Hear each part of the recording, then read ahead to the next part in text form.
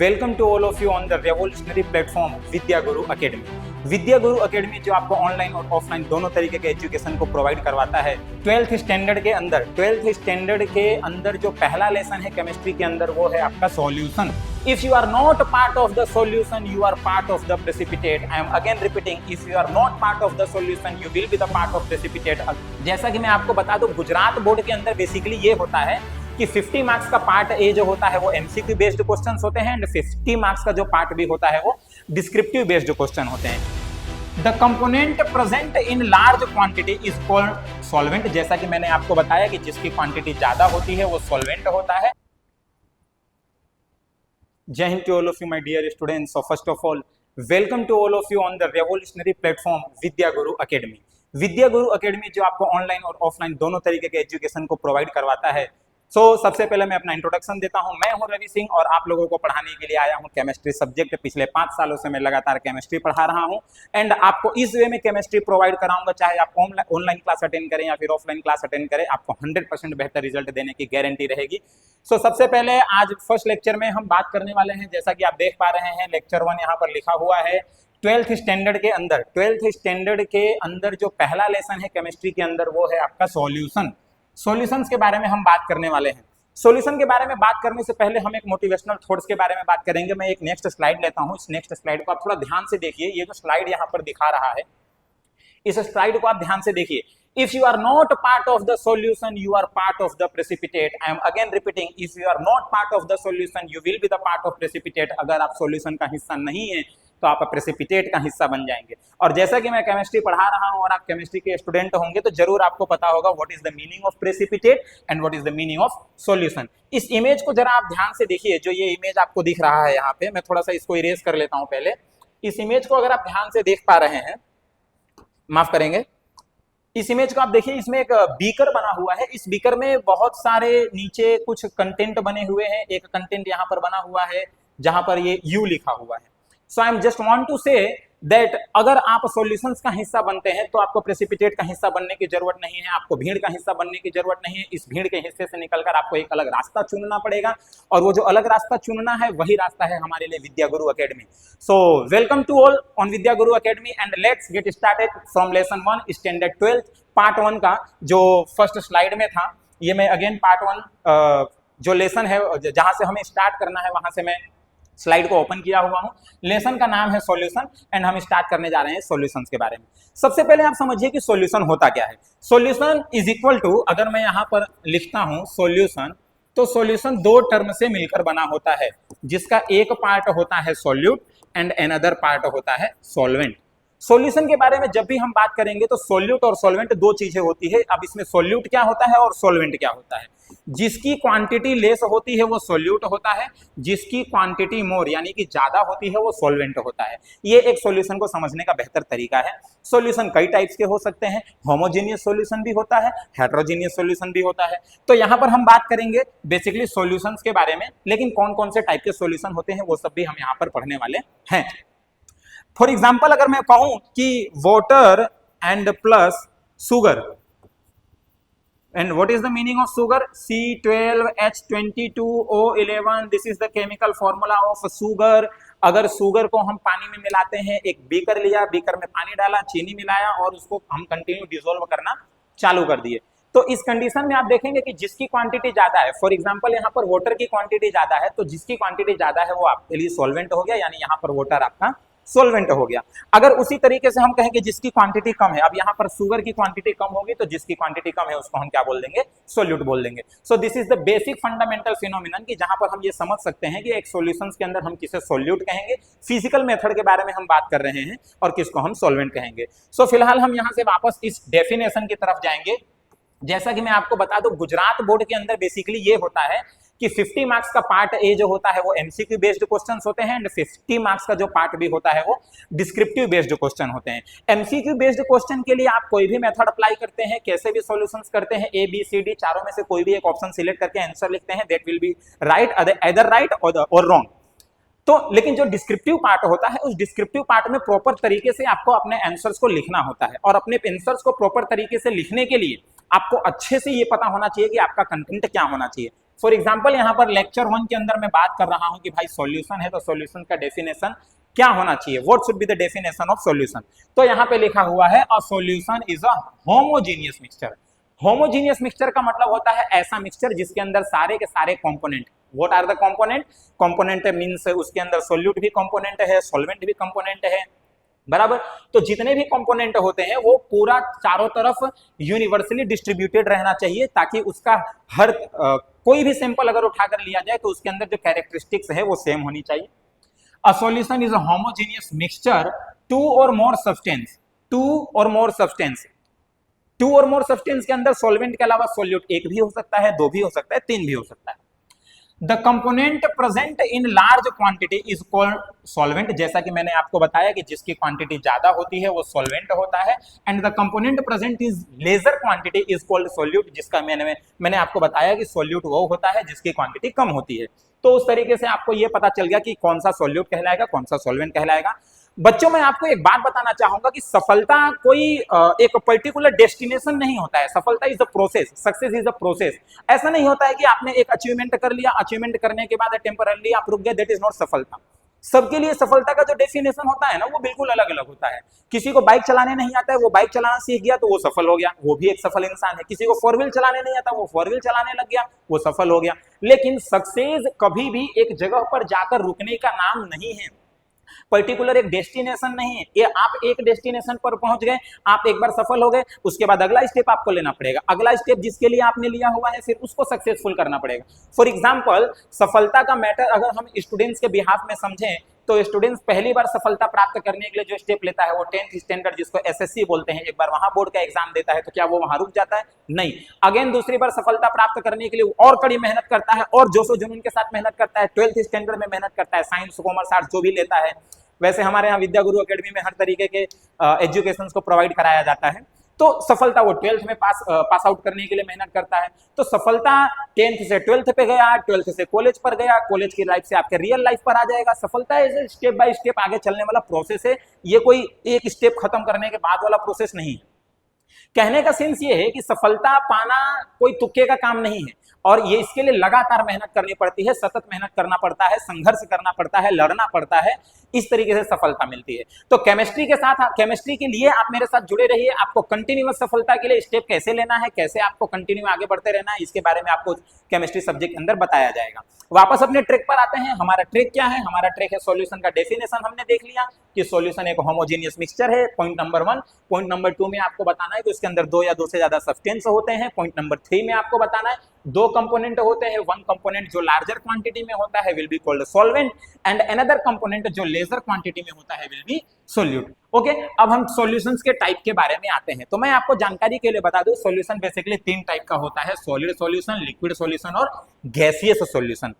Depend करता है कि सॉल्वेंट कैसा है। अगर आपका सॉल्वेंट जिसको हम कह रहे हैं कि जो लार्जर क्वांटिटी में होता है वो अगर आपका सॉलिड है तो आपका सॉल्यूशन सॉलिड बनेगा। अगर आपका सॉल्वेंट जिसको मैं बता रहा था कि लार्जर क्वांटिटी में होता है वो अगर आपका लिक्विड है तो आपका सॉल्यूशन लिक्विड बनेगा। अगर आपका सॉल्यूशन के अंदर रहने वाला सॉल्वेंट अगर वो आपका गैसियस फॉर्म में है तो आपका सॉल्यूशन गैसियस फॉर्म में बनेगा। कहने का मतलब कि सॉल्यूशन का जो स्टेट है वो मैटर करता है सॉल्वेंट के स्टेट पर। तो यहां पर आप देखिए, all the 3 state of matter solid, liquid and gas में behave either as a solvent और सोल्यूट। सॉलिड, लिक्विड, गैस तीनों ही या तो सॉल्वेंट के फॉर्म में बिहेव कर सकते हैं या तो सॉलिड के फॉर्म में बिहेव कर सकते हैं। लेकिन टाइप ऑफ सॉल्यूशंस के बारे में हमें बात करना है तो हम थोड़ा आगे बढ़ते हैं। जब कोई सॉल्यूशन 2 केमिकल सब्सटेंस से मिलकर बना हो, only 2 chemical substances, when a solution is composed of only 2 chemical substance, जब 2 ही कंपोनेंट से मिलकर कोई सॉल्यूशन बना हो, that is called binary solution. What is the meaning of binary solution? जब सिर्फ 2 ही केमिकल कंपोनेंट मिलकर अगर बना हो या 2 ही कंपोनेंट को मिलने से कोई सॉल्यूशन बना हो, that is called binary solution. By मतलब 2, एक सॉल्वेंट एक सॉल्यूट। इस तरह के सॉल्यूशंस को हम बाइनरी सॉल्यूशन कहते हैं। Depending upon the state of solute और solvent, binary solution can be classified as, देखिए टाइप ऑफ सॉल्यूशन लिखा है, gaseous solution, liquid solution, solid solution. 3 type के सॉल्यूशन होते हैं।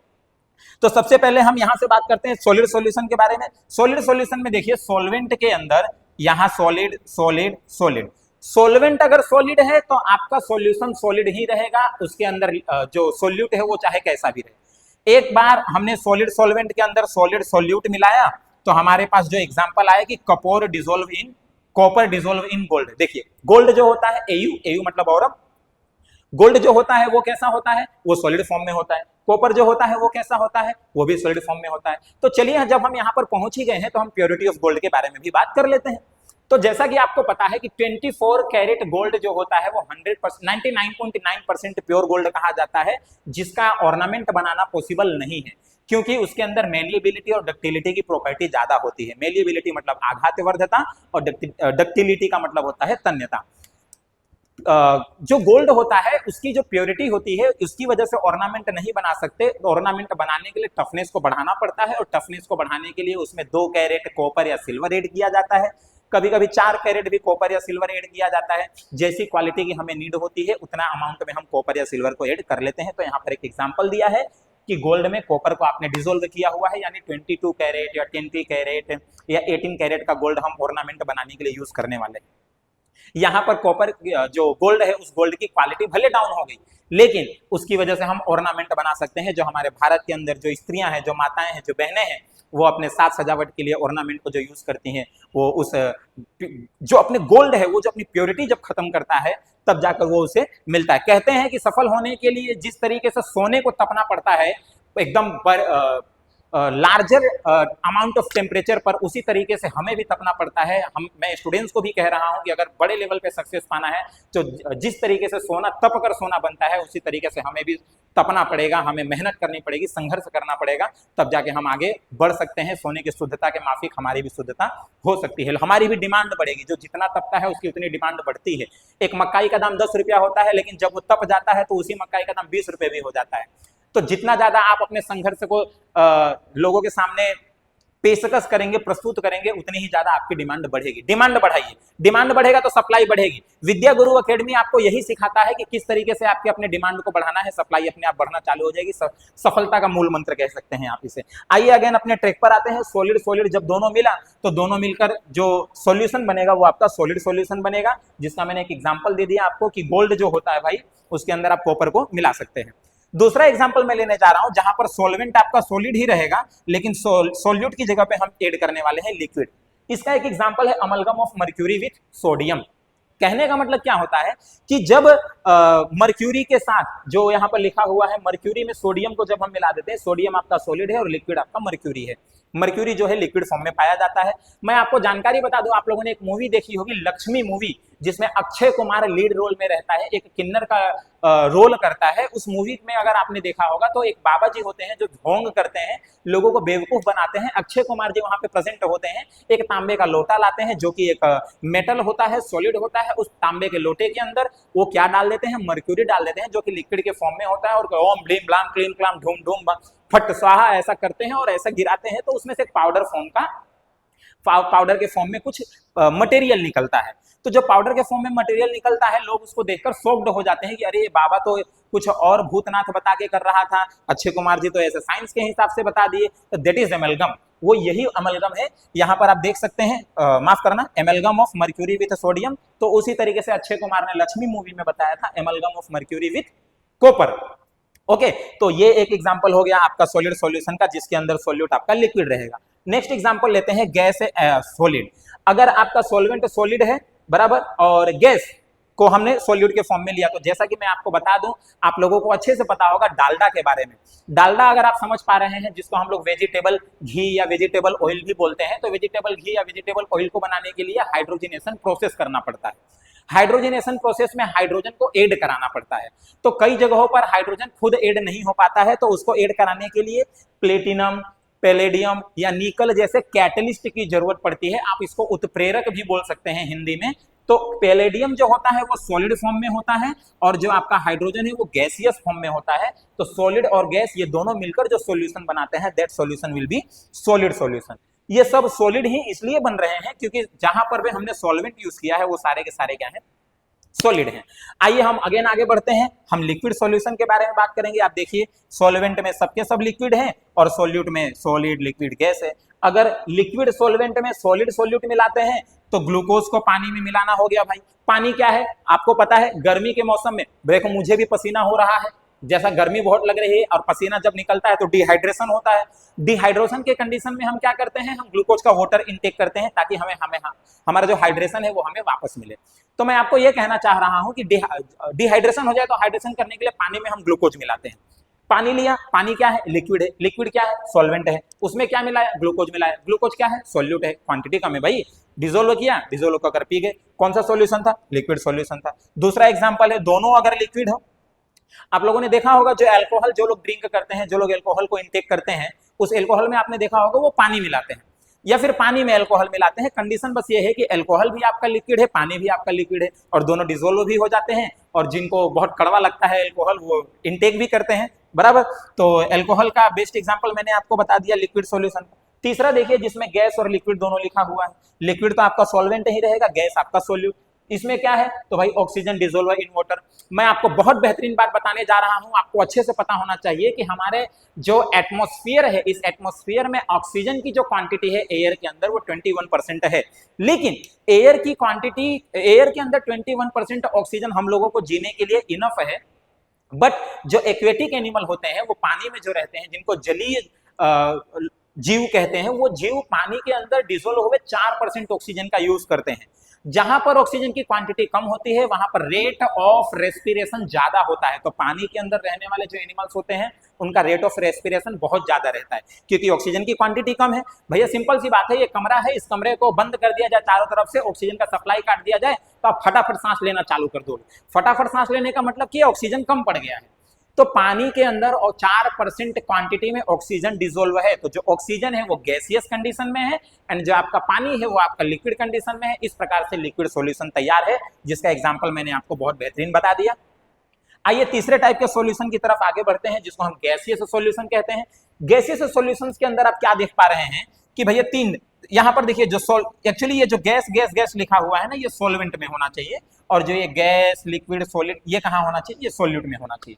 तो चलिए हम देखते हैं, अगर गैस सॉल्वेंट के अंदर सॉलिड हम मिक्स करते हैं तो क्या होगा। कंपोर in nitrogen gas, nitrogen gas very chilled gas. आपको मैं अच्छे से जानकारी दे दूं, जो बड़े बड़े एरोप्लेन उड़ते हैं, आजकल जो गाड़ियां चलती है, इन जो ट्यूबलेस टायर्स हैं, जो आजकल के समय में विदाउट ट्यूब वाले टायर्स आ रहे हैं, एरोप्लेन का जो लैंडिंग गियर का टायर होता है, इन सभी टायरों में नाइट्रोजन गैस भरी जाती है। नाइट्रोजन गैस क्यों भरी जाती है, क्योंकि नाइट्रोजन गैस ठंडी होती है। और ठंडी क्यों गैस भरनी है, क्योंकि जब टायर रोड के साथ फ्रिक्शन करता है या प्लेटफॉर्म पर फ्रिक्शन करता है, लैंडिंग गियर जब उतरता है फ्रिक्शन करता है, तो फ्रिक्शन की वजह से हीट इंक्रीज होता है, और इस इंक्रीज हुए हीट को मैनेज करने के लिए टायर के फट ना जाए, इसके लिए उस टायर के अंदर नाइट्रोजन जैसी हल्की गैस भरी जाती है, और जो कि कुछ हद तक नाइट्रोजन इनर्ट गैस भी है। दैट इज द रीजन कि उसका यूज किया जाता है। तो नाइट्रोजन गैस के अंदर कपूर का, ये दोनों को हम मिक्स कर सकते हैं, इसका सॉल्यूशन बनाना पॉसिबल है। तो ये एक गैसियस सॉल्यूशन का एग्जांपल है। क्यों, क्योंकि कपूर क्या होता है, कपूर एक ऐसा मटेरियल है जिसको आप हीट करते हैं या जलाते हैं तो वो सॉलिड से डायरेक्ट गैसियस फॉर्म में कन्वर्ट हो सकता है without changing in liquid form. So यहाँ पर एक एग्जांपल आपको गैसियस सॉल्यूशन का मिल गया। दूसरा एक और एग्जांपल लेते हैं भाई, गैस है जो कि सॉल्वेंट में रहेगा और लिक्विड है जो कि सॉल्यूट में रहेगा। Chloroform mix with nitrogen gas, chloroform को अगर हम नाइट्रोजन गैस में मिक्स कर देते हैं तो यहाँ पर एक और एग्जांपल हो गया गैसियस सॉल्यूशन का। क्लोरोफॉर्म क्या है, पुराने समय में क्लोरोफॉर्म लोगों को किडनैप करने के लिए सूंघा दिया जाता था, सूंघने के बाद टीवी में कैसा दिखाता है, रूमाल में क्लोरोफॉर्म सिंघा गया, तुरंत बेहोश हो गया। तुरंत बेहोश नहीं होते, क्लोरोफॉर्म स्लो प्रोसेस करता है हमारे बॉडी के अंदर, तुरंत बेहोश नहीं, थोड़ा चक्कर आएगा, थोड़ा सिर दुखेगा, उसके बाद इंसान बेभान होगा या चक्कर आएगा या अनकॉन्शियस हो जाएगा। पुराने समय में क्लोरोफॉर्म को यूज किया जाता था लोगों को किडनैप करने के लिए, या मूवीज में ऐसा दिखाया गया होगा, और कई बार तो क्लोरोफॉर्म का यूज ऑपरेशंस करने के लिए भी किया जाता है। आजकल के समय में ऑपरेशंस करने के लिए एनेस्थेसिया दिया जाता है, बराबर। एनेस्थेसिया से पर्टिकुलर जो प्लेस होता है बॉडी का वो सुन्न पड़ जाता है, बराबर, जिसकी वजह से ऑपरेशन करते समय कोई दर्द नहीं होता है, जो भी मरीज रहता है या पेशेंट रहता है उसको। पहले क्लोरोफॉर्म का, तो क्लोरोफॉर्म को हम नाइट्रोजन गैस के साथ मिक्स करके सॉल्यूशन बना सकते हैं, that will be also gaseous solution. तीसरा एक एग्जांपल यहाँ पे लिखा हुआ है भाई, नाइट्रोजन गैस और ऑक्सीजन दोनों ही गैस होते हैं और दोनों को मिक्स करके हम गैसियस सॉल्यूशन बना सकते हैं। जैसा कि आपको पता है कि हमारे एटमॉस्फेयर में नाइट्रोजन सबसे ज्यादा क्वांटिटी 78% में पाया जाता है, लेकिन उसके अंदर जो ऑक्सीजन है वो 21% क्वांटिटी में पाया जाता है। तो इसको अगर मैं एक बाइनरी सॉल्यूशन मान के चलूं कि for example binary solution, that means कि गैस जो नाइट्रोजन है वो 78%, तो वो आपके लिए सॉल्वेंट बन जाएगा क्योंकि इसकी क्वांटिटी ज्यादा है। दूसरी तरफ अगर मैं बात करूं कि भाई ऑक्सीजन था, उसकी क्वांटिटी कम थी, वो 21% था, उसकी क्वांटिटी कम है, तो वो सॉल्यूट बन जाएगा। इस तरीके से 3 टाइप के सॉल्यूशंस के हमने अलग अलग एग्जांपल्स भी देख लिए। वैसे तो पढ़ने के लिए और भी बहुत सारी चीजें हैं, हमें और भी पढ़ने की जरूरत है, लेकिन आज के लिए इतना ही इनफ रहेगा। और माय डियर स्टूडेंट्स, मैं आपसे प्रॉमिस करता हूं आप हमारे साथ जुड़े रहिए, विद्या गुरु एकेडमी के प्लेटफॉर्म पर जुड़े रहिए, जो कि एक रेवोल्यूशनरी प्लेटफॉर्म है, और इसी तरीके से आप कंटिन्यू आगे बढ़ते रहिए। मैं प्रॉमिस करता हूं कि आपका 100% रिजल्ट लाने की पूरी कोशिश रहेगी, हमारी पूरी गारंटी है कि हम आपके सक्सेस के लिए काम करेंगे। आप हमारे साथ जुड़िए, हमारे साथ आगे बढ़िए, खूब पढ़िए, खूब लिखिए। एक चीज ध्यान रखिएगा, अपना कंपेयर कभी किसी ऐसे पर्सन के साथ नहीं करिएगा जो सक्सेसफुल है और पढ़ा लिखा नहीं है, क्योंकि वो एक अलग समय था। आज का समय अलग है, आज का जमाना अलग है। आज के समय में आपको पढ़ना लिखना भी जरूरी है, एजुकेशन में सर्टिफिकेट में डिग्री होना भी जरूरी है, परसेंटेज होना भी जरूरी है, हाईएस्ट मार्क्स होना भी जरूरी है, क्योंकि सोसाइटी आपसे डिमांड करती है, ये सोसाइटी को जरूरत है मार्क्स की। और साथ साथ में जब किसी कंपनी में एंटर करना हो ना जॉब के लिए, तो सबसे पहले जो इनिशियल रिक्वायरमेंट होती है ना बेटा, वो इनिशियल रिक्वायरमेंट आपका डॉक्यूमेंट होता है। तो पढ़ना बहुत जरूरी है, पढ़ाई को बीच में से छोड़ना नहीं है। किसी को देखकर इंस्पायर्ड नहीं हो जाना है कि तीसरी फेल था फिर भी सक्सेस हो गया, ऐसा नहीं होता है। आपको पढ़ना पड़ेगा, वो पुराना समय खत्म, आपको नए समय के हिसाब से चलना पड़ेगा, अपडेटेड वर्जन्स के हिसाब से चलना पड़ेगा। So thank you so much to all of you. जय हिंद, फिर मुलाकात होगी।